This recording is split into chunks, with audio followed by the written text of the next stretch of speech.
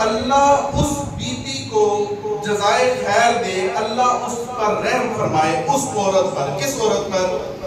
फरमाया अल्लाह उस औरत पर रहम फरमाए, अल्लाह उसे जज़ाए खैर अता करे जो सुबह सवेरे अपने खामद को नमाज के लिए जगाती है, और अगर वो ना जागे तो उसके ऊपर पानी डाल के जगाती है। और हुजूर ने फरमाया कि अल्लाह पाक उस मर्द को जज़ाए खैर अता फरमाए, अल्लाह उस मर्द पर रहम फरमाए जो सुबह सवेरे अपनी बीवी को नमाज के लिए जगाता है, और अगर वो ना उठे तो पानी डाल के उठाता है। अल्लाह उस पर रहम फरमाए।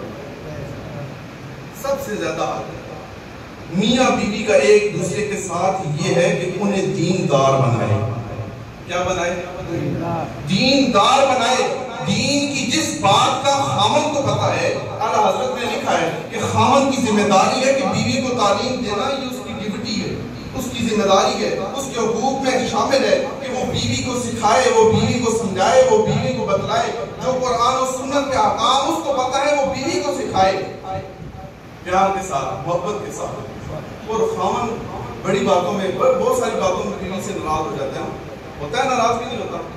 काश कि कभी खामन इस बात पे भी नाराज हो, आज मैंने तेरे हाथ की रोटी नहीं खानी, तूने सुबह की नमाज नहीं पढ़ी, आज मैंने तुझसे कोई बात नहीं करनी, मैंने गली में तेरी आवाज सुनी, तेरी गली में आवाज आ रही।